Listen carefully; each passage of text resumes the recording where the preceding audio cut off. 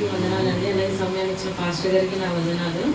అయితే ఇప్పుడు దాకా మనం 6 మాటలు చూసాము. చక్కగా అందరూ మంచిగా వివరించారు. 7వ మాట చూద్దాము. అయితే లూకా 23వ అధ్యాయము 46వ వచనము. అప్పుడు యేసు గొప్ప శబ్దంతో కేకవేసి, తండ్రి, నీ చేతికి నా ఆత్మను అప్పగించుచున్నాను అని ఆయన ఇలాగ చెప్పి ప్రాణం విడిచాను.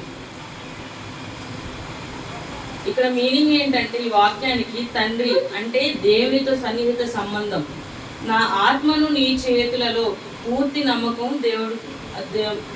నమ్మకం ఉండాలి. అప్పగించుచున్నాను అంటే సంపూర్ణ సమర్పణ.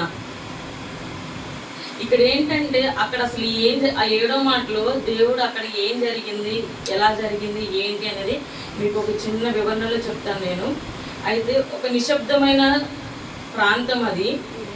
మనకు వర్షం పడితే మబ్బులు ఎలా దగ్గరికి వచ్చి కమ్ముతాయో అలాగ మొత్తం కమ్మేసి ఉంది మబ్బులు మొత్తము.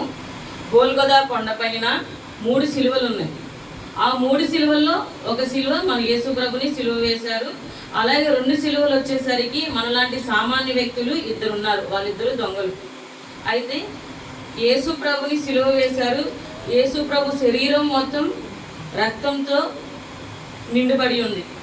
అయితే కానీ యేసు ప్రభు మొహం మీద మాత్రం ఒక విచిత్రమైన శాంతి కనిపించింది మనందరికీ.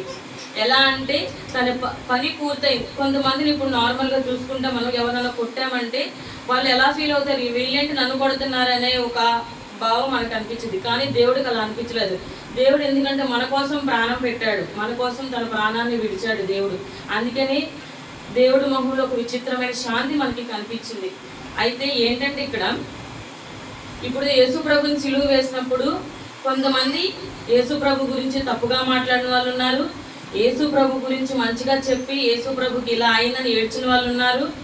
అలాగే తన తల్లి దూరంగా నుంచొని బాధపడుతూ కూడా ఉంది. అంటే ఇక్కడ ఏంటంటే ఒక ఎగ్జాంపుల్గా ఇప్పుడు ఒక సామాన్య వ్యక్తుడు చనిపోయాడంటే తన గురించి మంచి చెప్పుకుంటాము, చెడు చెప్పుకుంటాము. తన దగ్గర బంధువులు ఏంటి బాధపడుతూ ఉంటాము. అలాగే మన యేసు ప్రభు గురించి కూడా అక్కడున్న ప్రజలు ఆయన గురించి మంచి చెప్పుకుంటున్నారు. అలాగే ఆయనకి ఇష్టమైన వాళ్ళు ఏడుస్తున్నారు. అలాగే తన తల్లి దూరం నుంచొని బాధపడుతుంది, ఏంటి నా కుమారుడికి ఇలా అయిపోయింది అని. అలాగే ఆ క్షణంలో యేసు నెమ్మదిగా ఆకాశం వైపు చూశాడు. ఎందుకు చూశాడు? తన తండ్రికి చెప్తున్నాడు. తన తండ్రికి తన కుమారుని లోకానికి పంపించాడు. ఎందుకు పంపించాడు? తన చెప్పిన ప్రకారము తన కుమారుడు ఈ లోకంలో చెయ్యాలని. ఇప్పుడు మనం కుష్ఠవాళ్ళని, కుంటివాళ్ళని వీళ్ళందరినీ చూసాము. దేవుడు లోకానికి వచ్చాడు, కుష్ఠవాడిని మంచిగా చేశాడు, కళ్ళు లేని వారికి కళ్ళు ఇచ్చాడు. అలాగే ఏంటంటే ఒక శాంతిగా తన లోకాన్ని తీసుకురామని తన తండ్రి తన కుమారుడిని లోకానికి పంపించాడు.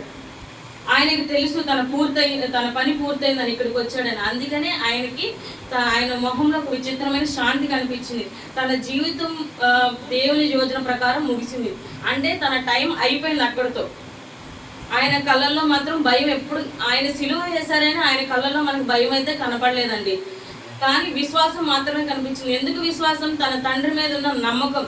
తన తండ్రి చూసుకుంటాడు. ఇక్కడ వాక్యంలో మనం చూసుకున్నాం, తండ్రి నా ఆత్మను నీ చేతులకు అప్పగించుచున్నాను. ఎందుకన్నాడంటే దేవుడు ఆ మాట, తన తండ్రి ఉన్నాడు. మన పూర్తి విశ్వాసం తన కుమారుడు తన తండ్రి మీద వేశాడు కాబట్టి తను భయం లేకుండా విశ్వాసంతో తన తండ్రి మీద విశ్వాసంతో ఉన్నాడు. ఆయన చివరి శ్వాస తీసుకుంటూ ఏమన్నాడంటే, తండ్రి నా ఆత్మను నీ చేతులకు అప్పగించుచున్నాను అని ఆ మాట అన్నాడు. కానీ దేవుడు ఆ మాట అన్నాడు. కానీ ఈ లోకంలో అందరూ చూసి నవ్వారు, దేవుడి గురించి చెప్పుకున్నారు. కానీ దేవుడు అక్కడ ఓడిపోలేదు. దేవుడు అక్కడ గెలిచాడు. విజయం, అది దేవుడికి విజయ క్షణం. ఎందుకంటే తన తండ్రి పంపించాడు, తన పని పూర్తయిపోయింది. అందుకని దేవుడు విజయంగా ఉన్నాడు. అందుకని ఇప్పుడు నార్మల్గా ఇప్పుడు ఒక తండ్రి కూతురు చూసుకున్నాము.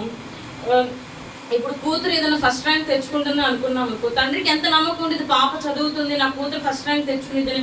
అలాగే తన తండ్రికి కూడా తన కుమారుని మీద నమ్మకం ఉంది. అందుకని తన కుమారు ఈ లోకంలో ప్రతి ఒక్కరిని శాంతితో ఉంచాలని ఈ లోకానికి వచ్చాడు. అలాగే ఏంటంటే ఆయన పని పూర్తయిపోయింది. అందుకని ఆయన ఏంటంటే ఒక విజయ క్షణంగా భావించుకున్నాడు.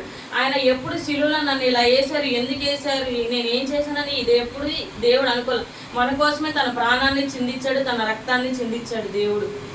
ఆకాశం చీకటిగా మారింది, భూమి కంపించింది. కానీ మనకు ఒక మాట తెలిసింది, మన మొత్తానికి ఒక ప్రపంచానికి ఒక శాశ్వతమైన సందేశం ఇచ్చాడు దేవుడు చనిపోతే. ఏమని?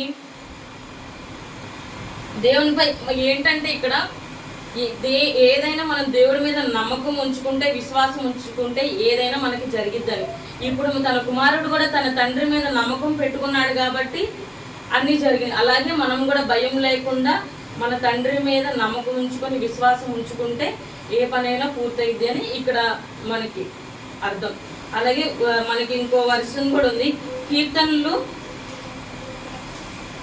31వ అధ్యాయము 5వ వచనము. నా ఆత్మను నీ చేతుల్లో అప్పగించుచున్నాను అని చెప్పాను, అని ప్రాణం విడిచాను.